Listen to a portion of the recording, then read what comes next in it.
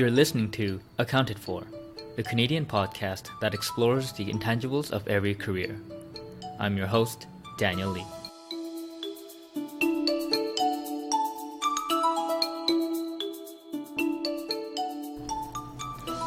Hello.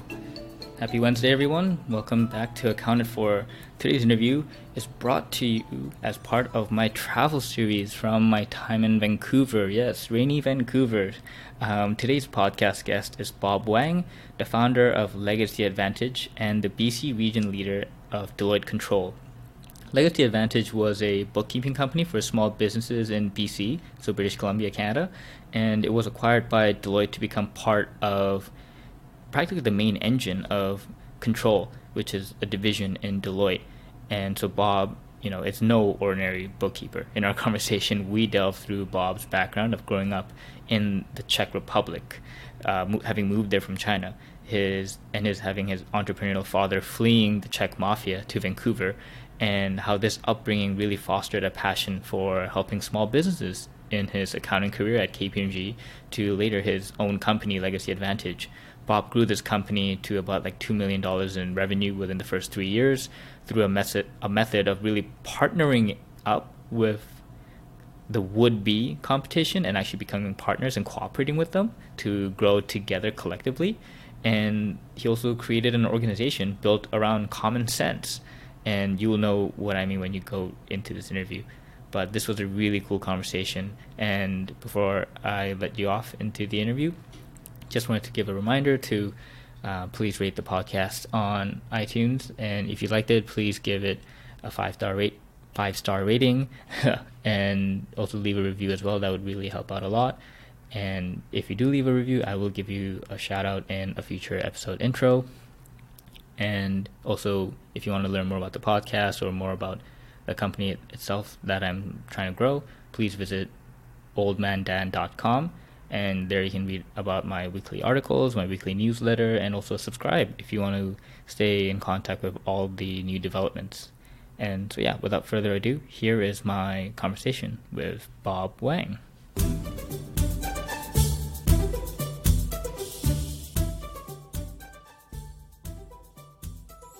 Hey everyone, welcome back to Accounted For. Today on the podcast, I have with me Bob Wang. Hey Bob, how's it going? Hey, glad to be here. Bob here is the founder of Legacy Advantage and is currently the BC regional leader of Deloitte Ctrl. So Bob, for the audience members who do not know Legacy Advantage or may have heard of it but are not too familiar, what is Legacy Advantage? What does your company do?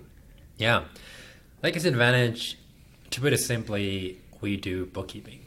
That's it. We're a CPA firm that specializes only in bookkeeping.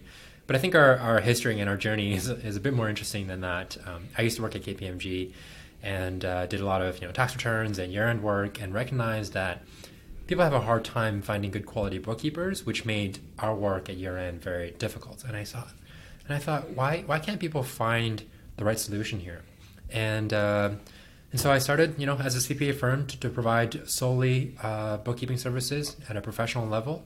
But because of cloud technology these days, we're able to provide it at still a reasonable cost.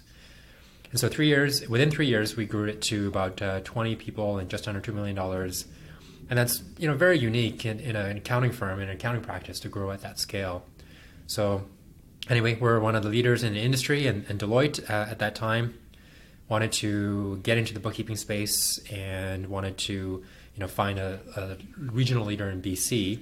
So they contacted us and asked if we want to work together. And after, I would say, almost 10 months of negotiation, we finally joined forces. And now we are controlled by Deloitte, which is basically Deloitte's bookkeeping arm of their entire business. Now, they call it Cloud Collaboration Platform for Small Businesses. And I'm like, yes, technically you're right, but people aren't going to remember that. People are going to remember one word, and that word is bookkeeping. So basically controlled by Deloitte, for the most part, is a bookkeeping service. Gotcha. And it's spelled CTRL. Yeah, you know what? I think that's a really, really awesome brand, and I wish I thought of that before I started my business.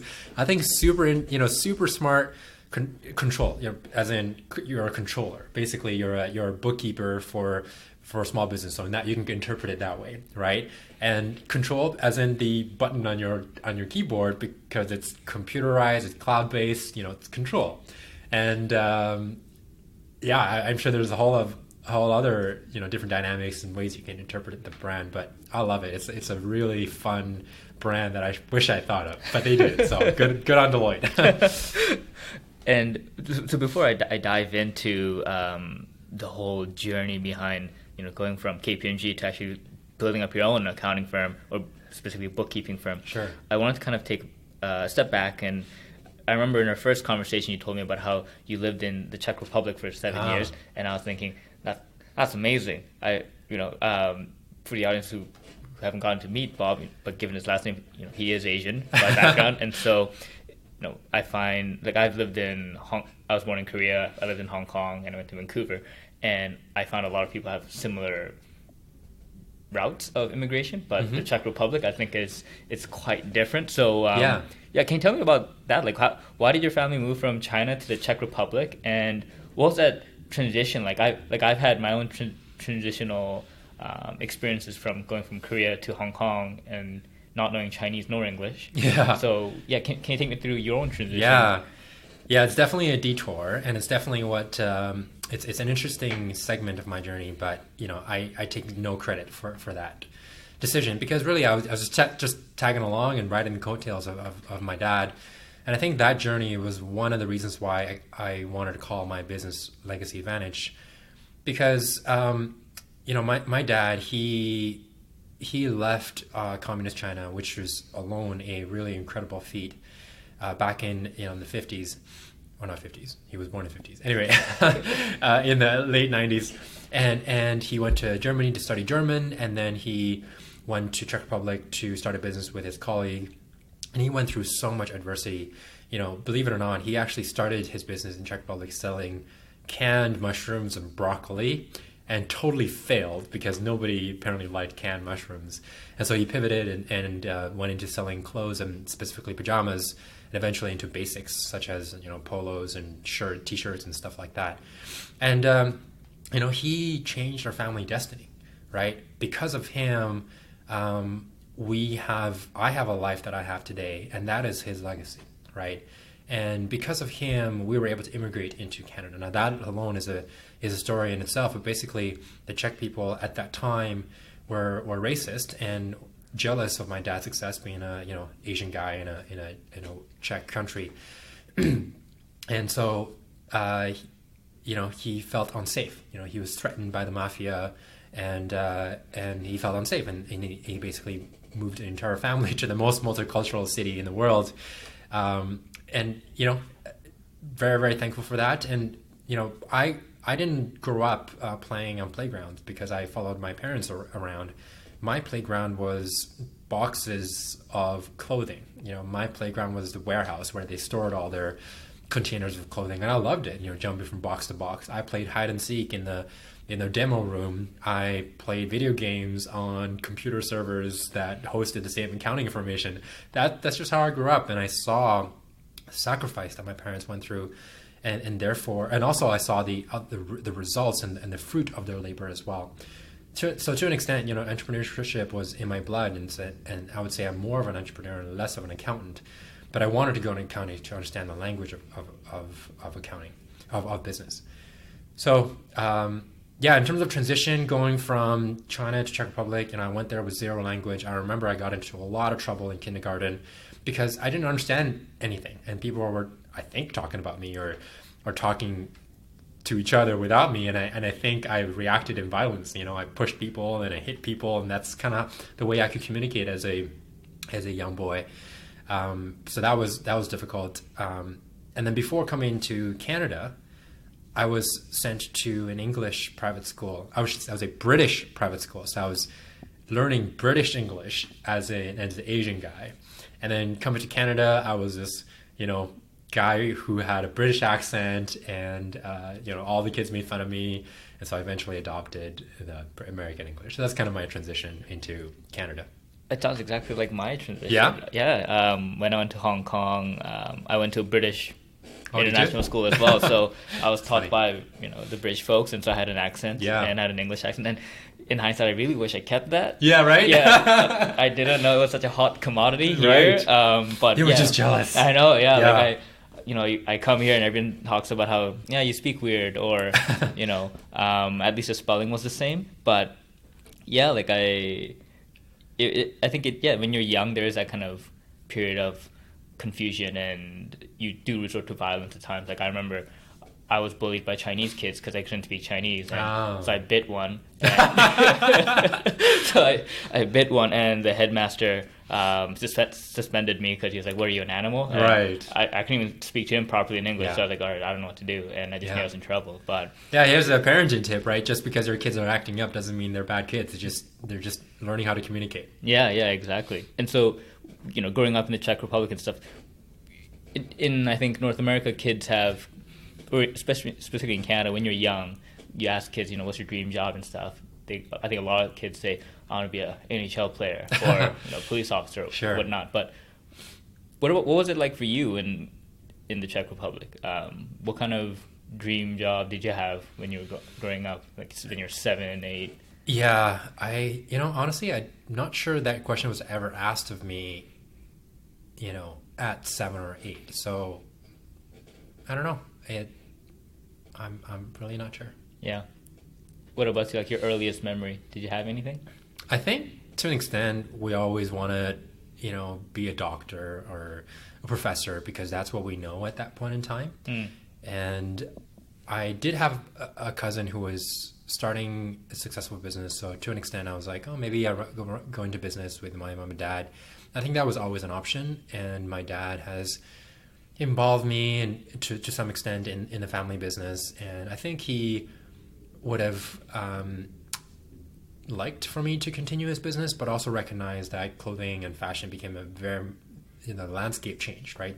There's way more competition, and so he was okay with me picking my own path, which I'm very, very thankful for, but that was always an option. Mm-hmm. And why did your parents pick Vancouver? Did you ever ask? Instead of like Toronto, which is closer to the Czech Republic? I think they came here because there was a larger Asian population.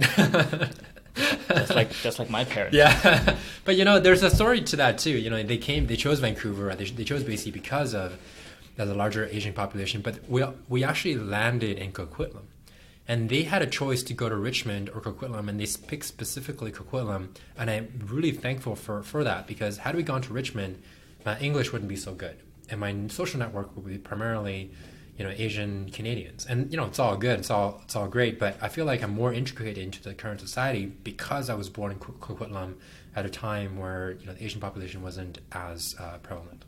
Before it was all Koreatown. I didn't want to say that, but yeah, you did. Yeah, it's funny because I ended up in Richmond, and that's where I grew up. Yeah. And so you said how you went to UBC. To the University of British Columbia, for the Eastern folks who don't know. And you went to go study accounting because it was the language of business. Was that something that you thought about earlier on? When you were in high school, you had already kind of set your mind on, okay, the business area is where I want to go and want to be, and I had to do accounting to do that? I think as a result of watching my parents' journey, I really wanted to go into business, but I didn't really have a vision of my life until third year of university, after going through some struggles, and I can talk about that in a bit as well. But yeah, I chose business because I wanted to go, and then I think second year of university I had a choice to either go into finance or accounting, and I think I finally chose to go into accounting because of that. I wanted to understand the language of business. Okay, and so what was that that incident you mentioned? Right. Okay.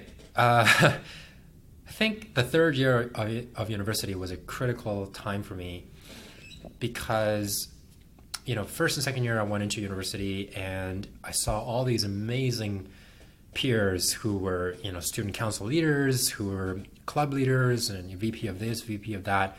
And I had no resume going into university. And I just felt like I was really behind. And so I worked really, really hard in year 1 and 2 and did everything as much as possible. And I really started to feel burnt out. And I think second year of university, I took on 2 leadership roles where I led 2 clubs. One I took over from someone, one I actually started. And plus I was doing a full course load of 5 classes. And that was, with that kind of a workload, I felt like I failed both leadership roles and did okay in my classes, but it was really letting people down that made me examine my life. And so that was the lowest point of university, and I started to ask myself, like, what is the purpose of life? What makes me happy? What is it I want to do with my life? I don't want to be a second-rate someone else. I need to be the best me, but who am I? Who do I want to become? And so talking with a lot of mentors, reading a lot of books, I basically created a mission statement for my life, and that is to be a godly man who loves his family and help others achieve success. And I think that was a really defining moment, because I realized, look, all these companies that we learn in business school have a vision and a mission statement, but very few individuals have mission statements. And I think that's very lacking in our society and lacking in our teaching. And if you're listening to this, I really highly encourage you to examine, what does your life look like when you're, 70, 80, 90, when you want to look back, what is it you want to have accomplished by that time? Start with the end in mind, right? And so knowing that by the time I want to finish my life, I want to have led a godly life that prioritized family, and whatever I did, I want to help others achieve success, whatever that version of success is. And so I wanted to use business as a vehicle, as a tool to make that happen. And so that's when I came up with my mission statement, and that's guided me every step along the way. For example, when I came to the decision to whether or not to leave my job to start this business, I asked myself, okay, this is my vision statement. What's going to get me there quicker and in a more impactful way? I could stay in this job, become a manager or whoever, and that's a good impact. But if I stepped out and solve this problem that people have a hard time finding good quality bookkeepers, if I make a change in the entire industry, that's a much bigger impact on the world, and I can help a lot more people along the way, and I can, lead people and guide people to achieve success, whatever the success means to them. So yeah, my mission statement has guided me in going, dealing with the dilemmas, answering questions, and it's really been a guiding post in my life. Mm-hmm. No, I think amen to that. I think having a mission statement is highly underrated. And yeah.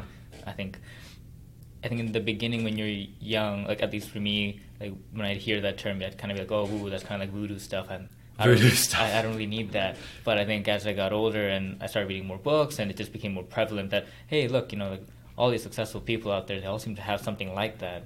So why shouldn't I have one? I think we all should have one. And I think like even in like the book, like there's so many different ways people can think about it. Like I have a full separate journal of my own that's specifically for my evolving mission statements. Like every few months it continuously changes, or I tweak a word here or two just to fit who I am now. And I think it's like Stephen Covey's book, like the 7 Habits one, where he talks about how you can think about getting a mission statement by thinking about I think it's when you die or someone reads out your eulogy, what do you want them to say about you, or what do you want your gravestone to say about you? Like who's going to show up to your funeral, like that kind of stuff, right? Like that kind of visualizing the end in mind. Yes. And so with that kind of mission statement, like it kind of acted as your own North Star, and you went to KPMG to first, get the training as an accountant. And I guess for the background of the listeners, because I'm familiar with this as well, being a KPMG auditor before, you went to the enterprise team, and the enterprise team is more or less known to have smaller clients, very small businesses, private company services primarily.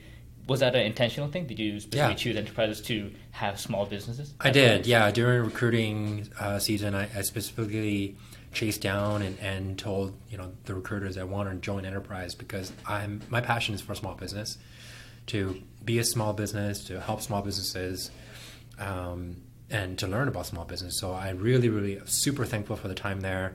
I learned how to do taxes and small audits and reviews and NTR. Basically, I learned everything I had a lot of breadth. Let's put it that way. I didn't go into depth in a lot of situations, but it gave me the training that I needed to become the person I am today. Mm-hmm. And I think it's actually, even when I think back, for an accountant who's choosing, what kind of clientele do I want to focus on? I think it was really sexy for people to be like, I have a diamond company as my client, or I have a big investment bank as my client. And so that was the route I took. I took the investment bank route, and so they were all my clients. But in hindsight, as I talk to more auditors, I think if I really wanted to learn how a business worked, how crucial of a role accounting actually played, I think having that enterprise experience, like actually seeing small businesses, would have been actually very beneficial. Yeah, I think there's no route. There's no wrong route in life. It's just a route that you chose to take, and you make the best of it.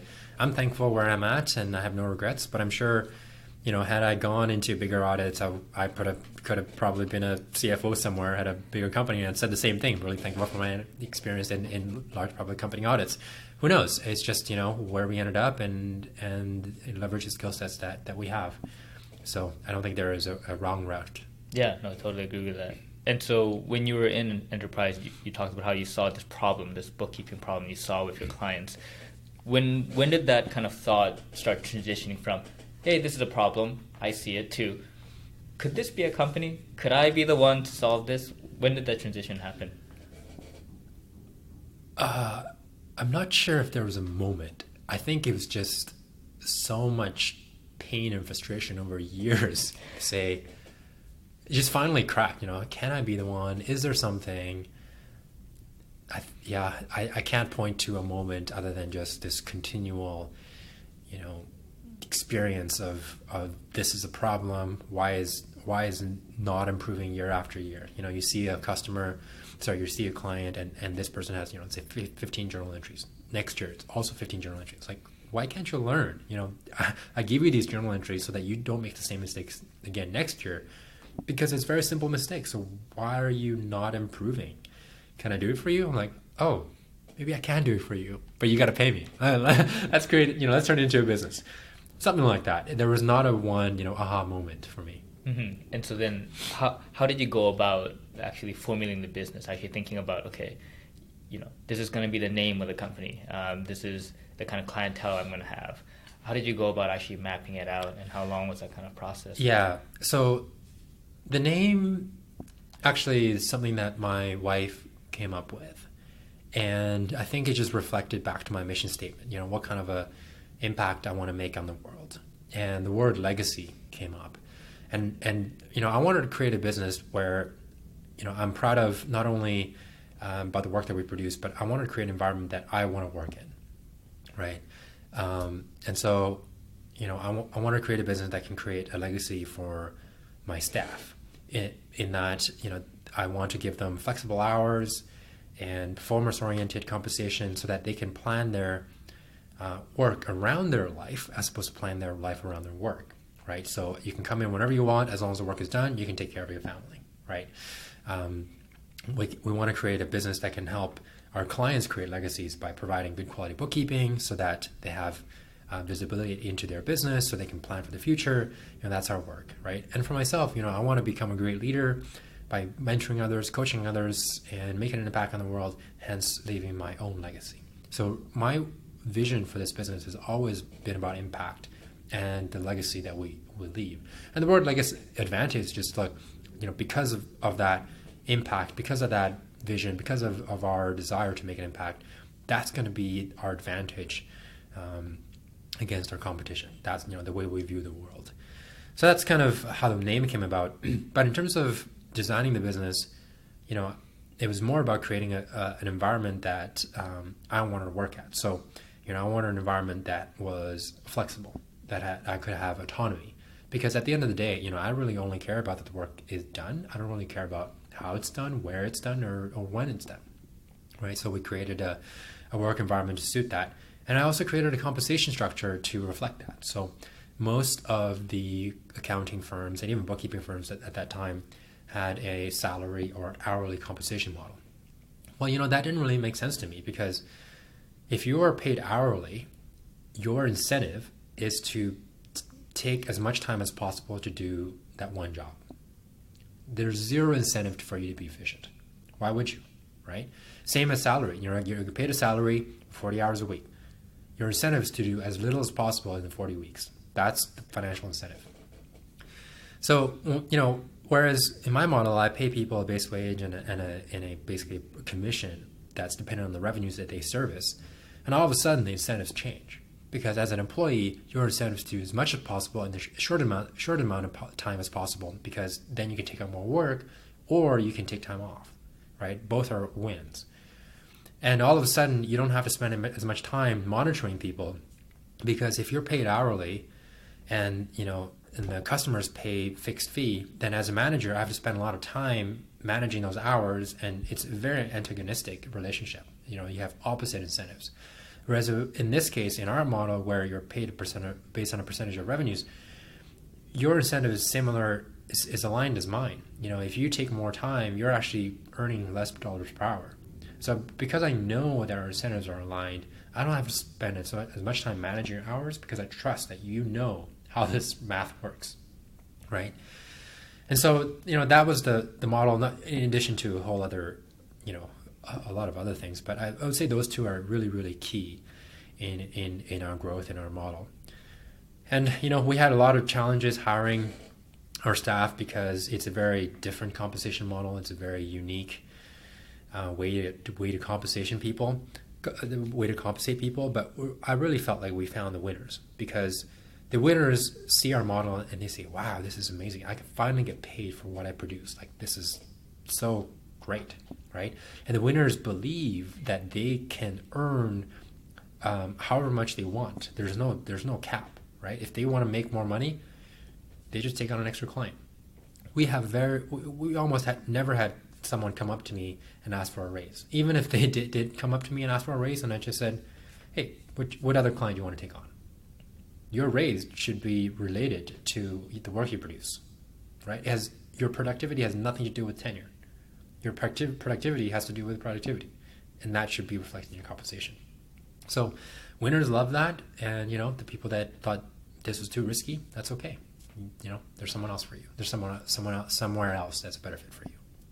Yeah, I remember when I first heard it, I was thinking, this is so refreshing, just because it just seems so common sense. Isn't it? Yeah. It's so common sense, but it's not really common. Yeah, exactly. And I think that's, they say common sense is an oxymoron on its own, because sense is not very common. Yeah. And I think, I remember I was looking up Glassdoor for Legacy Advantage, and you guys have a 4.9 star rating with 9 reviews. So you had 20 people. That's so close to 50% of your staff actually rated it, and they gave it really highly. And I think it's like what you said about how when you create that kind of organizational structure, you will attract the people who will win in that environment. And that's right. It'll deter away the people who wanted to just get a job to just kind of do the bare minimum and just kind of skimp out.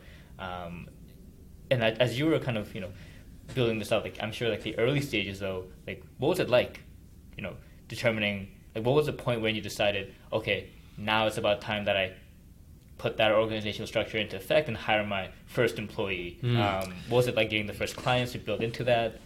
Yeah, so I didn't start off with any hourly employees. I started with hiring an employee under this structure basically from day one, and because I kind of thought through that before I even started, that I want to create a business that had all the incentives that were aligned. Now, hiring your first employee, that's a really tough question, because I had some help. The summer I started, my grandparents passed away. Both of them passed away, and they left me with an inheritance. It was $70,000. They saved their entire life in China. They put a lot of money into savings, and they didn't invest it at all, because they didn't trust the institution. So it was just savings, and obviously inflation ate at that. But it was $70,000. It's not a lot of money, but it's a lot of money, right? It's enough to buy a car. It's enough to live on for a year or a year and a bit. So I thought, my grandparents, they saved their entire life and gave me this money. What is their intent, right? Is the intent for me to go buy a car? Sure, they'd be okay with that. But I think the intent of an inheritance is to help give you a leg up, a hand up, right? An advantage. An advantage. And so a legacy advantage. And I thought, like, look, why don't we just invest the $70,000 as my basically year of wage and take that, an extra portion and invest into the business and hire my employee on day one. So I actually hired someone on day one. I never worked by myself, ever. And part of that is because, look, I can spend my time doing the work, which is great, or I can spend my time growing the business. And my vision for a legacy advantage was always build it to a great big business and not stay as a small business. So to me, growth was more important than profitability, right? And you need to make that trade-off. You can't be profitable and think that you're going to grow at a really quick pace. There's always a trade-off. And I took, I decided to opt for growth than profitability. I'm not saying this is the right choice, but it's a choice that I made. And so I hired someone from day one. And you know what? I operate from a place of scarcity. And I thrive from a place of scarcity. So because I hired this person, I was forced to go get clients, a lot of clients right away to pay for that, right? And I love that pressure. If I was too comfortable, I was bored. And so as soon as I got enough clients to pay for this second employee, I had a decision. As soon as I had enough money to pay for the first employee, I had a decision. Do I hire a second employee or do I pay myself a good wage? And I thought, I have enough money to live on for the next year. Let's go for the second employee, And because I hired the second employee, I was again put in a position of scarcity. And I had to hustle to get enough business for the next employee. And that's kind of how I kept pushing myself, by putting myself in a position that I could not back down.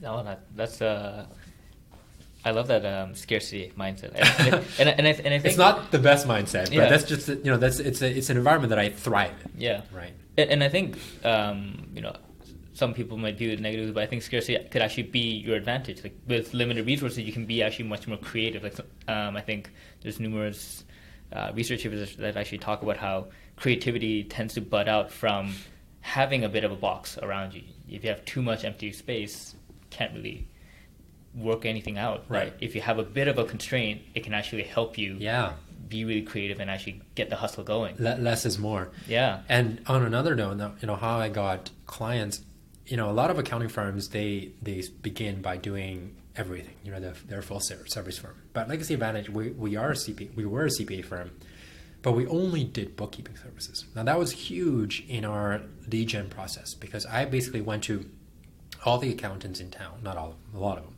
and I said, look, you like doing taxes, you don't like doing bookkeeping. I like doing bookkeeping, I don't like doing taxes. Let's work together, right? So, and here's the thing, if I did taxes at that time, the 1,000 CPAs that are in Vancouver, they're my competitors. If I didn't do taxes and I only did bookkeeping, then everyone became my referral partner, my colleague, right? My strategic partner. So in that moment, less is more, right? And you have to put restrictions on yourself to be more creative and to grow more, quicker. Mm-hmm. And how did that kind of happen while you're running your business, or did you kind of determine ahead of time that, okay, we're going to only look at bookkeeping because look at what all the other guys are doing out there? Yeah. We can work with them and actually be cooperative instead of competing. I started off just by doing that with that that intent that I want to work with others and not compete with others. There's also other benefits. For example, focus and specialization. It's almost impossible to be a specialist in bookkeeping and be a specialist in tax. Like, it's just impossible. Especially as a small business, we don't have the resources to hire and train and continually upgrade our tax skills, right? And so I almost felt like I was doing our clients a disservice by providing tax services, especially when we're not good at it. And so, in that way, it was a win-win in a sense. And for our staff, we want to make sure that they become better and better at their craft and not be distracted by tax returns that really happen only once a year. Right. And as you progress and grow this business over this 3-year period, was there a moment or a period where this shit just wasn't going right and you started questioning, is this gonna last? Can I do this? Is there gonna be a next year? honestly, that's been almost every day of my journey. Every day, something went wrong, and that doubt came in. Elon Musk said somewhere that entrepreneurship is like eating glass and pretending you like it. I totally felt that. It's the employee quitting. Like, oh my gosh, we have so much work. Where's it going to go? Like, this sucks. Or, we just acquired a business in Surrey because we want to grow in that direction. It came with 3 employees and like all 3 quit in 1 month. Well, heck, that's like 150 clients that nobody knows anything about that we have to go through. So like, oh my gosh, like, and we just paid so much money for this, for this business. What did you buy? we bought a book of business, right? Yeah. And what did I buy? Yeah. And so that was a crisis. And then like a month later, when all 3 quit, 3 other people told me, including my senior manager at the time, like, yeah, they're all leaving, within a month, 3 months, and 6 months. I'm like, oh my gosh, this sucks so much, right? So man, is clients complaining, website going down. Yeah, it's been a rough journey, every step along the way, but I loved it. Looking back on it, I thought, every single problem, every single hurdle that we overcame, that was a blessing in disguise, because that made me a stronger leader, gave me more experience. So I loved every bit of it. But would I do it again? If I had to, I wouldn't ask for it, but it is what it is, and I wouldn't trade it for anything else. And so then, if you had to do it again, would you do anything differently? Were there any big mistakes you wish that you could do it again and be like, okay, I know I made that big mistake, I will not do that again? No. I felt like I did my best along the way. I would have, I would have read more books and learned more about, for example, I would have learned more about change management. I felt like the transition from Legacy Advantage to Ctrl was a bit rough, and it could be managed better if I known more. But, I didn't. And now I know. Now, next time I do something like that, I'm much better prepared. So, every mistake, every problem was just a lesson that I needed to learn, and I'm thankful for that. And as we go into the control part, where right. now you've sold your business, what was that like in comparison to the end vision that you started off with? Like, you probably had a vision of, okay, you said you want to go to this really quickly, so you had this end vision for Legacy Advantage. How does this, I guess, divestiture to Deloitte play into that? My vision for Legacy Advantage was to become the global brand that people can recognize and associate with the word bookkeeping. So, let's put it this way. When I say, who's the best auditor? Well, you think about the Big Four, right? Who's the best tax accountant? Well, you think about the Big Four, or H&R Block on the lower end, or your local tax accountant. But if someone says, "Hey, who's the best?" Well, who's the most well-known bookkeeper? There's no brand anywhere in the world. There's no brand that dominates that space. And I thought, why not make Legacy Advantage the name that people can associate with the word bookkeeping globally, right? So my vision is to grow across Canada, down to the States, into every English-speaking country in the world, Australia, UK, right? So that's my vision. I'm more about impact than anything else. And so, 3 years into our business, we're just under $2 million in sales. And I just felt that we didn't have the resources to take it to the next level. We wanted to grow into Calgary, and I failed because I didn't have enough overhead space to hire a leader to help our expansion down. Were you constantly just going back and forth? I was going back and forth, and it was not sustainable. I was not enjoying it. I felt I was getting more, resentful, almost, feeling resentment. So I needed to find someone to lead it, but I couldn't. So anyway, we got it to a point where, this deal was on the table, and I thought, my desire is to make an impact. My desire is to build a brand that people can recognize and associate with the word bookkeeping. We want to own the word bookkeeping, right? So, my vision and my desire and my passion just really shifted from making legacy advantage the brand into control the brand. And so, my vision and for BC is that we want Control to be the most dominant and most recognizable brand in bookkeeping for all over BC. And did that kind of click with you when Deloitte approached you guys and said, "Hey, do you want to partner up? Do you want to be acquired?" It was a light bulb moment. You thought, could this be the way I go? When they first approached me, I was very, very skeptical because I thought they're a big company. They have all these, rules and bureaucracy, and it's never going to work. I talked about the variable compensation model. That's never going to work in a big company like that. And so we started talking, and I said, look, I have a few non-negotiables, ABC. And one of them was this variable compensation model. So if you can't make that work, it's all good. Let's keep, doing our own thing, right? And after many months of internal discussion, the national leaders thought, why not? Let's experiment with it. It makes logical sense. It's common sense. It's just difficult to administer, and it's maybe difficult politically because not everyone's going to be paid the same. And so they said, well, let's give it a shot. Let's start talking, and we just kept the conversation going, and I was really starting to see that they had a strong desire to change and adapt their processes to be innovative and really dominate the market. Like they were willing to change, and that was super encouraging for me because I didn't want to go into an organization and just do what's been told. I want to go into it to bring what we have, the lessons that we learned, but continually to innovate. And I really felt that Deloitte was willing to do that, especially in this small emerging business unit called Control. And on my end, what an incredible opportunity. How many times in your life do you have a chance to step into a large organization like that and be a senior leader in a region and basically build a whole division? Like that's just an incredible opportunity, right? Not to mention influence the national way of operating. So for me, it was a great opportunity. For my team members as well, they now are part of a bigger organization like this, and if they want to become a CFO or a controller or or a consultant or a tax specialist, they can. So I think overall it was a huge win-win for everyone involved.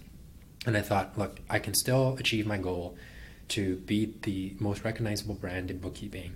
I can, my team will win, I will win, my clients will win because they can have all these extra resources and people that they can service them now.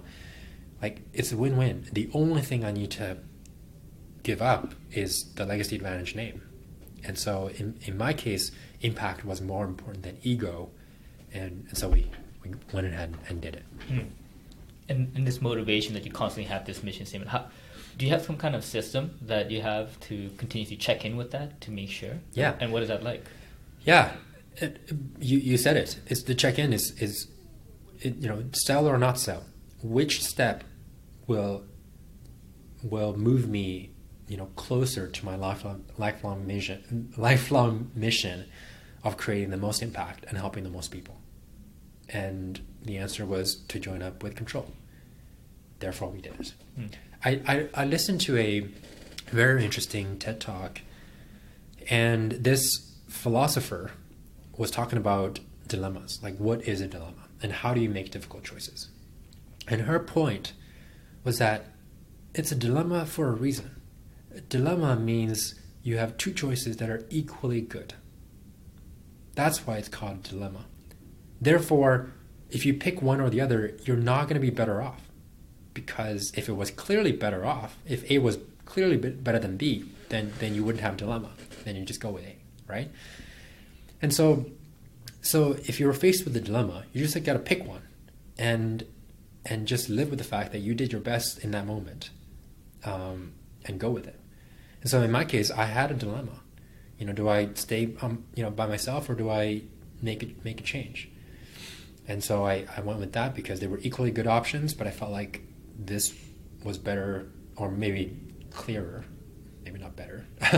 So I just went with that, right? And so far so good. Yeah, I think it's in line with like this decision-making principles where I remember who says it. It's another podcast I listened to, but it was just along the lines of people are so obsessed with making the right decision, like A or B, but it's not so much that, but how do you create an environment where all the options you have are just great? Yeah. And so whatever you pick, it won't be that bad. Exactly. Yeah. It's not, which university should I pick, but it's more, do I even have the options to go to multiple universities to begin with? Yeah. If they're equally as good, you just got to make a choice. Don't be paralyzed by it. Mm-hmm. And so as we kind of wrap up to the end of the interview, some kind of ending questions I'd like to ask the guests. One of them is, if your 20-year-old self were to see you right now, so the 20-year-old Bob in UBC, like probably third year, looking at you, yeah, what do you think the emotional reaction would be from that 20-year-old Bob? Reaction from a 20-year-old Bob to see me now. I think he'd be pretty happy. Yeah. I think he would have had bigger goals for me, but looking back, there's nothing I could have done differently. I worked my tail off, and I think I'd have been good. And if you could give that 20-year-old Bob any advice? Yeah, what would you have given him? Yeah. Read more, for sure. Watch less TV.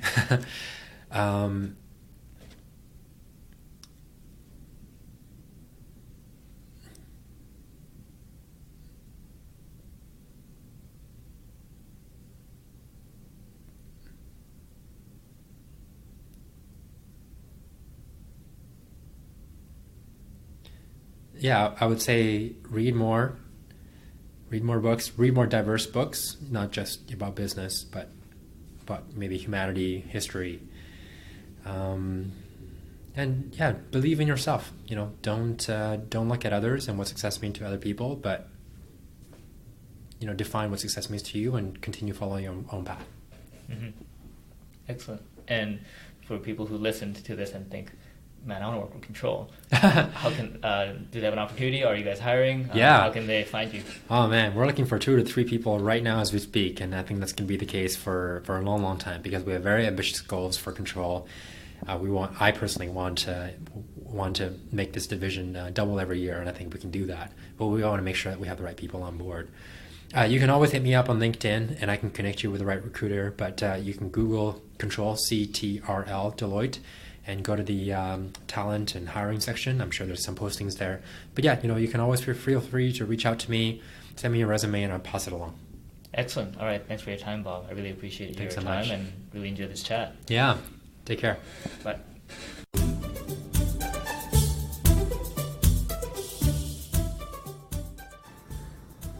So thanks for listening to the podcast. If you enjoyed what you heard, please check out other episodes and don't forget to subscribe to stay up to date for the future episodes. Also, I would really appreciate it if you would leave a review on iTunes, Google Play, or Stitcher, whichever is applicable to you. To see past episodes, you can go to oldmandan.com/podcasts. Also, you can sign up to my weekly newsletter on my blog, oldmandan.com/newsletter. You can stay up to date with future podcast episodes that way, and included in the newsletter are my book reviews I write, my weekly article related to the domain of self-development systems, as well as 7 things I learned throughout the week on being healthy, wealthy, and wise. Finally, special thanks to icons8.com for allowing me to use their music, Tiny People, on the podcast. Great. I will see you all next time. Take care.